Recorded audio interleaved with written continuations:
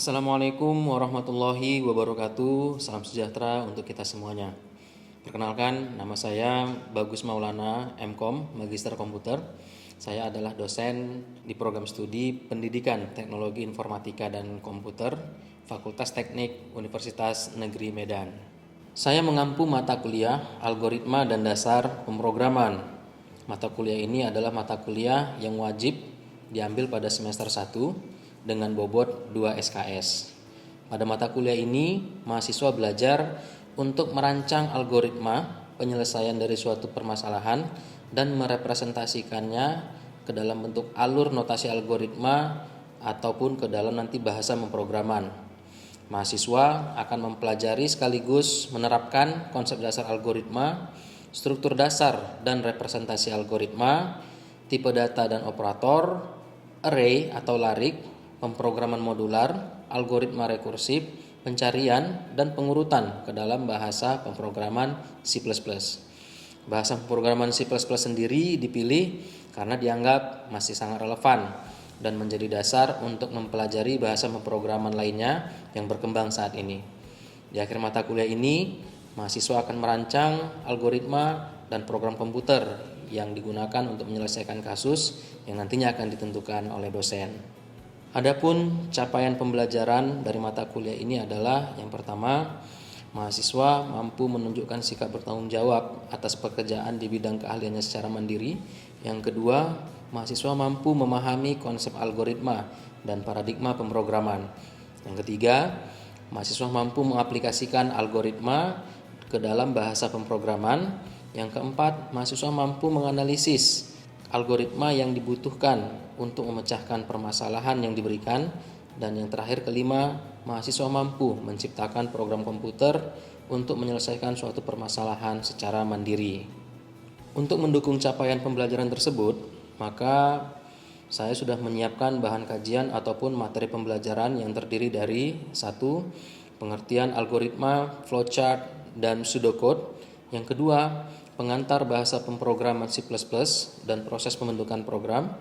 Yang ketiga, tipe dasar, tipe bentukan, ekspresi aritmetik, relasional, dan string. Yang keempat, pengertian percabangan, analisis dan penyelesaian masalah 1 dan 2 kasus. Yang kelima, struktur percabangan pada 3 kasus atau lebih, serta konsep struktur case. Yang keenam, struktur pengulangan yang terdiri dari for, while, do while, dan nested loop. Yang ketujuh, pemrograman modular terdiri dari prosedur, fungsi, dan parameter. Yang kedelapan, array atau larik yang terdiri dari deklarasi, inisialisasi, dan array sebagai parameter, kemudian array sebagai tipe data bentukan, dan terakhir tentang pencarian, pengurutan, serta array multidimensi. Sistem pembelajaran yang saya terapkan pada mata kuliah ini adalah sistem pembelajaran blended learning, di mana saya melakukan tatap muka sebanyak 13 kali dan kemudian perkuliahan secara daring melalui Learning Management System ataupun LMS yang sudah disediakan oleh Universitas Negeri Medan yang bernama SIPDA. Kemudian metode pembelajaran yang saya terapkan pada mata kuliah ini adalah yang pertama metode ceramah, khususnya untuk topik-topik yang masih berhubungan dengan teori. Kemudian yang kedua adalah metode diskusi, yang ketiga metode praktikum, yang keempat case method, dan yang kelima adalah team based project. Mengenai sistem penilaian, saya mengikuti peraturan rektor Universitas Negeri Medan nomor 4 tahun 2022 tentang pedoman penilaian belajar di Universitas Negeri Medan yang terdiri dari yang pertama tentunya kehadiran. Kehadiran ini memiliki bobot 5%. Nah, yang kemudian adalah ujian tengah semester atau UTS memiliki bobot sebesar 20%. Yang berikutnya adalah ujian akhir semester atau UAS memiliki bobot 25%. Dan yang paling tinggi berikutnya adalah memiliki bobot 50%, yaitu tugas portofolio yang terdiri dari tugas rutin, tugas critical book review, tugas critical journal review, kemudian tugas mini research, rekayasa ide, dan yang terakhir adalah tugas proyek. Baiklah, berikut ini mari kita menyaksikan video pembelajaran mata kuliah algoritma dan dasar pemrograman dengan topik ataupun materi pembelajaran yaitu flowchart. Selamat menyaksikan. Assalamualaikum warahmatullahi wabarakatuh. Selamat pagi semuanya. Oke, semangat semuanya. Sehat semuanya. Baik. Syukur kalau sehat ya, karena itu yang paling penting. Itu nikmat yang paling berharga kalau kita hidup. Oke. Nah, sekarang kita sebelum memulai aktivitas kita pada hari ini, ya, mari kita terlebih dahulu berdoa menurut keyakinan dan agama kita masing-masing. Berdoa dimulai.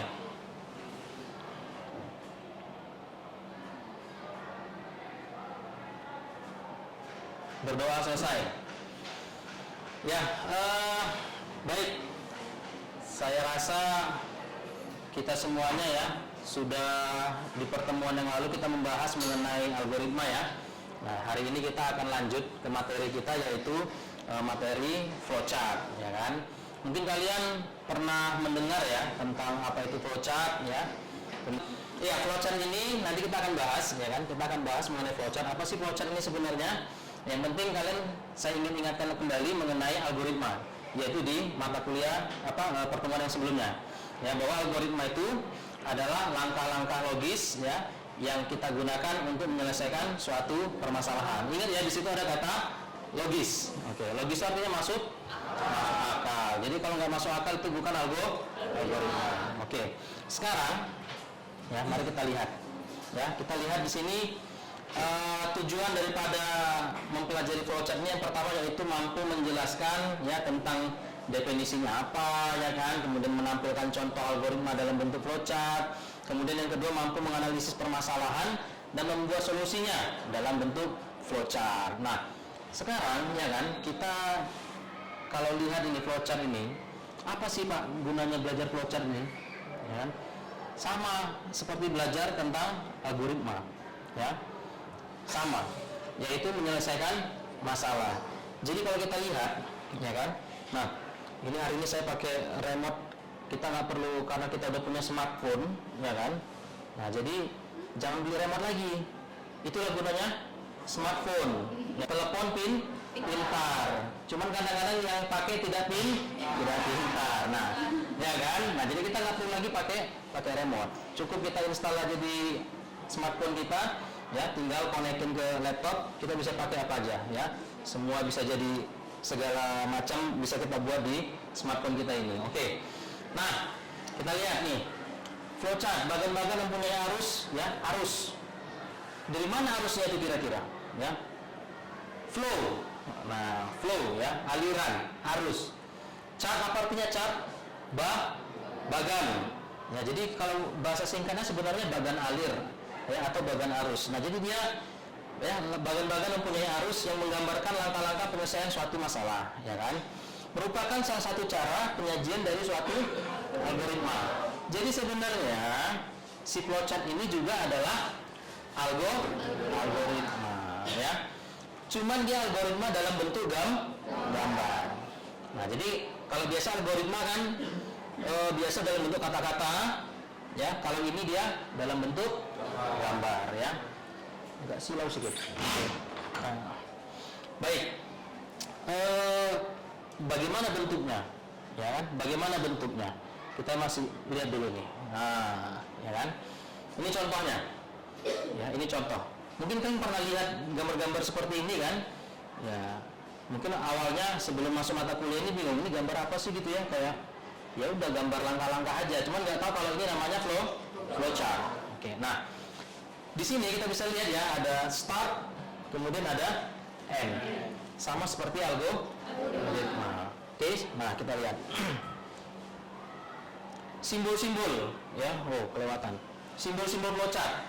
Ya, ada 3, ada flow, direction, ada processing symbol, ya, dan ada input output symbol. Seperti apa itu? Nah, ini dia. Ya, ini.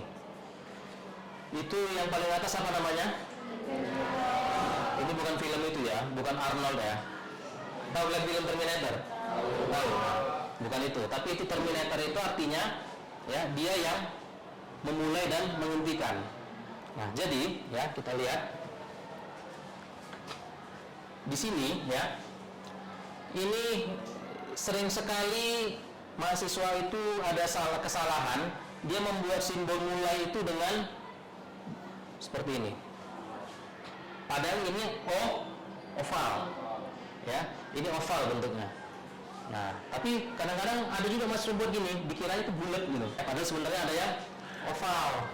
Nah, ya itu simbol untuk mulai dan akhir. Dia cuma ada dua itu, di awal sama di akhir. Oke? Nah, makanya di sini buat permulaan dan akhir program. Paham ke sini? Oke, bisa ya. Nah, yang berikutnya adalah garis alir, ya, flow line. Nah, ini alirannya. Mungkin nggak flowchart tanpa garis? Nah, mungkin kan? Bahkan misalnya pun nggak ada ngapa-ngapain, cuman dari start ke end, tetap harus ada tanda panah. Jadi wajib ada tanda panah. Nah, kemudian apa lagi? Ini preparation, maksudnya ada inisialisasi. Siapa yang pernah ke SPBU? Pertamina. Apa katanya? Iya, ya.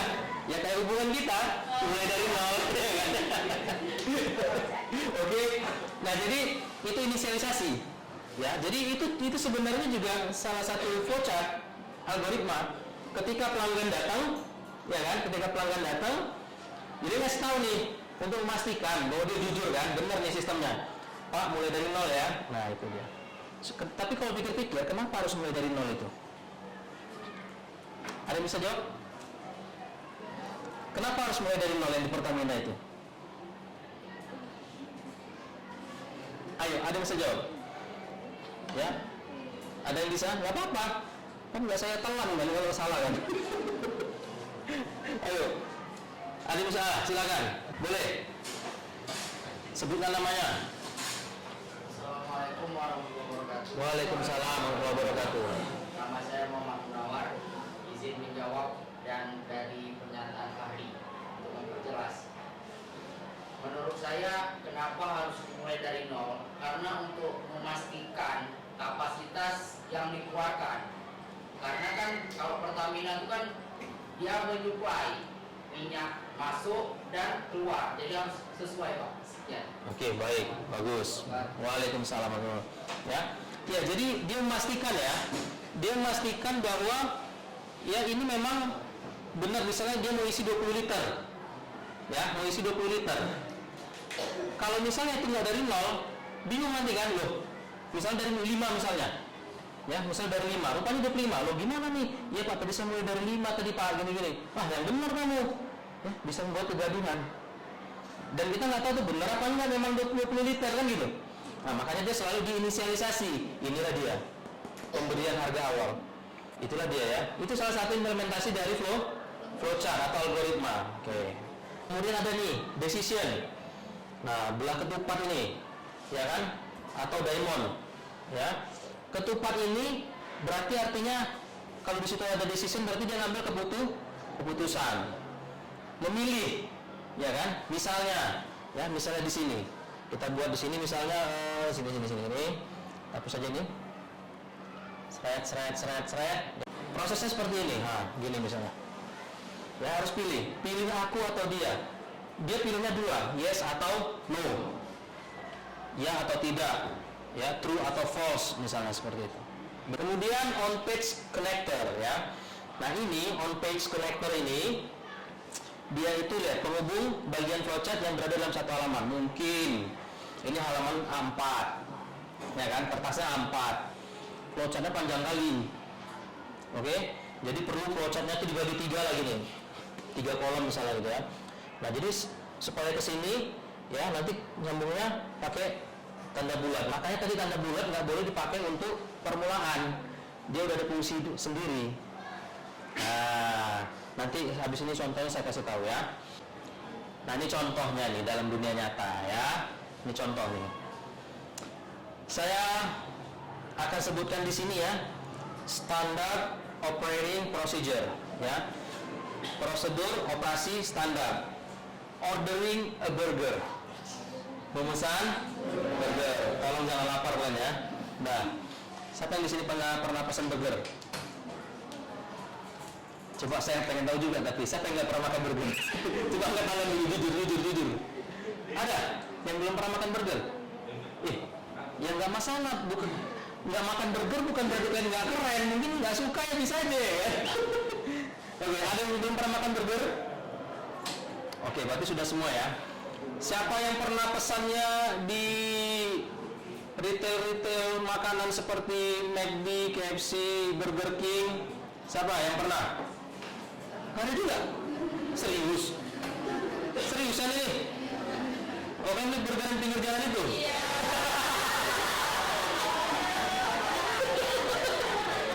Oke. Nah, kalau yang di pinggir jalan itu dia tidak terlalu menerapkan SOP ya. Nah, jadi ini saya kasih tahu yang di retail yang besar-besar kayak KFC, McD, atau apa namanya tadi Burger King gitu ya. Nah, oke, ini kita lihat. Ini salah satu contoh dan ini memang real. Ini real ya. Nah, jadi saya pengen kasih tahu bahwa flowchart ya, ini salah satu guna mempelajari flowchart di sini. Ketika kalian kerja, kalian akan ketemu flowchart. Terutama kerja yang dia sangat memperhatikan tentang proses. Jadi bukan hanya tentang bidang komputer, ya. Makanya mempelajari algoritma dan komputer ini, algoritma dan programmer ini sangat penting untuk mengasah, ya, dan membiasakan pola pikir kalian. Nah, lihat yang pertama, udah pasti kita datang dulu ya. Nah, approach counter, oke, approach counter. Datanglah dulu kan. Ini apa kayak pesan KFC itu ya, masuk kan. Nah, proses ya, memesan ya, itu proses kan, makanya kita pakai yang ya peta atau persegi panjang ya. Nah, order burger, pesan burger, oke, masuklah pesanan tuh ya kan. Habis itu ngapain? Nah, ya kan, ini dari sisi ininya nih, dari sisi si penjual ya, SOP ini dari sisi si penjual. Order burger, oke, datang nih, masuk pesanan, oke. Jadi ini mau beri setting. Pasti akan kalian ditanya, one fries, ya kan? Atau mau pesen kentang gorengnya? Benar kan? Ya kan? Mau pesen kentang gorengnya, kan gitu kan? Di sini ada keputusan. Dia mau pembeli akan pesan atau tidak? Benar ya? Nah, kalau iya, ya udah. Kalau iya mau, katanya ya kan? Nah, diskon loh, katanya kan? Iya mau, katanya. Order fries, oke. Udah selesai ya kan? Oke, udah, yes. Simpan dulu di sini ya kan? Lanjut. Ditanya lagi pasti. Mau pesen minum juga? Berapa harganya? Sekian, tengok dompet. Gak usah lah bang. Gak usah bang. Nah, lanjut ya. Loh. Oke, berubah. Bayar. Nih. Nah, ini baru agak-agak ya. Metik dikit lah ya. Nah, contoh 2. Nah ini saya mau kasih tahu aplikasi si konektor tadi nih, ya. Ada konektor yang sama-sama satu halaman, ada konektor yang beda halaman. Nah, dalam hal ini dalam masih satu halaman, ya, satu halaman gini dia. Nah, oke. Selalu dimulai dengan ini ya, boleh start, ya. Jadi kalau dalam dunia nyata tadi, ya dia tidak selalu start. Tapi memang itu proses yang awal, datang ke counter. Nah, itu awalnya. Jadi nggak selalu tulisannya start, nggak selalu ya. Nah, tapi ini untuk menyimpulkan bahwa itu mulai atau akhir. Nah, oke, start ya. Ini kira-kira apa ini? Coba lihat nih. Iya, menentukan apakah bilangan bulan itu ganjil atau genap. Ya, jadi oke, sekarang contoh. Pasti diinput dulu lah bilangannya kan. Input dulu bilangannya. Nah, input bilangan karena itu input output, kita harus pakai yang simbol jajaran genjang. Input bilangan. Misalnya berapa ya kita buat? 5. Misalnya, diinput nih sama user nih. Input 5 misalnya. Oke, selanjutnya apa? Nah, kita ketika dikasih permasalahan, ini kan menentukan bilangan itu ganjil atau genap, kan gitu ya, ganjil atau genap. Jadi, ya dia harus harus kita lihat dulu. Kalau misalnya definisi bilangan genap itu apa sih? Bilangan yang habis dibagi 2, ya ganjil yang sebaliknya lah ya kan. Nah, Oke. Nah, jadi pindah ke sebelahnya ya. Tapi masih satu halaman. Pakai konektor ini. Paham? Nah, oke. Kan kita mau lanjutin ke sebelahnya nih. Kita panggil si A-nya. Oke, A. Supaya kita tahu, oh ini yang A dari sini nih dia, gitu. Ya, supaya tahu yang A ini dari sini. Ini Pak boleh apa? Boleh huruf bisa. Kalau kalian nama kalian dari B ke saya B boleh, sudah di kalian. Ya, C boleh ya kan. Asal jangan yang alay-alay ya. Nah, lanjut. Setelah dari sini kan, apakah sisanya 0? Tidak. Nah, lihat. Tadi saya kasih contoh yes sama no. Di sini bisa pakai Y atau T. Jadi tidak ada yang baku. Tapi standarnya tetap ada. Nah, oke ya nih ya. Kalau apakah sisanya 0? Tidak. Berarti ke sini. Cetak. Maksudnya tampilkan tulisan ganjil nih, ya kan? Bilangan yang Anda masukkan ganjil misalnya. Nah, barulah cetak. Kalau tadi misalnya dimasukkan di sini 50, kalau dibagi 2, apakah sisanya 0? Ya kan? Baru cetak genap. Selesai. N. Paham? Sekarang kalian buat grup ya maksimal 3 orang, ya kan? Nah, jadi kalau ada yang seperti ini dibagi 2 saja, ya. Kita buat small group aja, ya kan? Kita akan coba buat yang ini. Nah, kita akan coba buat yang nomor 1 dulu. Coba, bagaimana kira-kira, ya? Menghitung luas segi lingkaran dengan masukan berupa jari-jari. Nah, silakan saya kasih waktu ya ini kira-kira 5 menit aja. Oke, untuk kalian diskusikan untuk yang nomor 1. Oke, silakan kalian diskusi. Kalian tuliskan aja dulu di situ di kertas kalian, ya kan? Nah, diskusilah kalian. Saya tunggu selama 5 menit. Oke. Ya.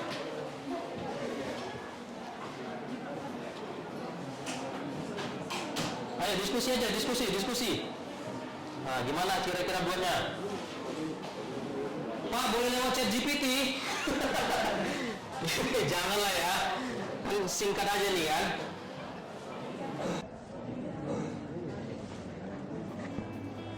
Yang udah siap silakan angkat tangannya nanti ya.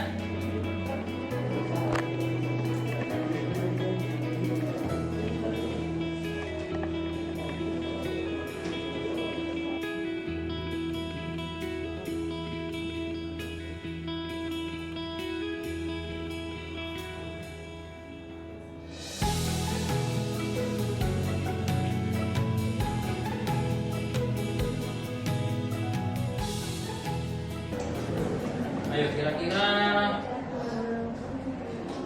siapa ya yang mau ini maju duluan? Kamu duluan tadi kayaknya. Atau gimana? Mau ladies first? Oke, ladies first. Gentleman dia, ya kan?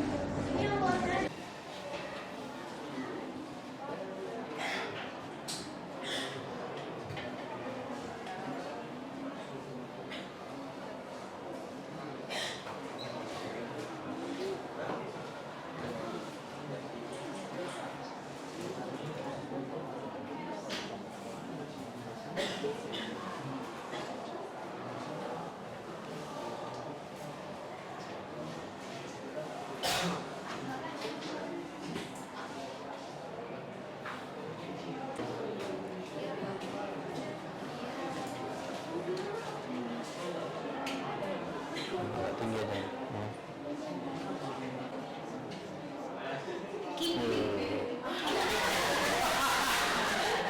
King apa nih? King Dewa. Oh, oke. Coba kasih close dulu kawan-kawan yang udah maju. Nah, kita semangati dulu walaupun belum tentu benar, kan gitu kan. Nah, kita lihat ya hasil apanya ya, hasil diskusinya. Dia 2 kelompok, ada kelompok Harry, ada kelompok King Dewa ya. Nah, yang pertama kita lihat. Yang mau kasih komentar untuk yang pertama nih. nggak apa-apa loh, kita di sini belajar. Kalau ada yang keliru atau ada yang silap, istilahnya bahasa Medan silap, jangan makin selip. Kalau ada yang silap kita ingatkan. Kalau ada yang nggak pas dikasih tahu. Dan yang dikoreksi juga harus menerima, asal tadi caranya yang baik. Oke, gimana? Oke, silakan. Berdiri, namanya siapa? Dari kelompok apa? Bahwasannya dari soal yang diminta itu kan luas dan keliling, tapi yang dari proses mereka tidak menampilkan keliling. Itu aja? Ya. Masih, dah. Satu. Kira-kira mau ditanggapi, Bu? Ini Pak, izin saya Megi Kusmayana dari kelompok HRI. Iya. Tadi ini khusus untuk luasnya aja, yang Ya. kelilingnya berbeda lagi. Makanya tadi yang tanya ke Bapak itu Pak luasnya aja. Oke. Yang King Dewai. Silakan kasih pendapatnya. Ya, menghitung luas dan keliling. Itu satu dulu. Luas dan keliling lingkaran.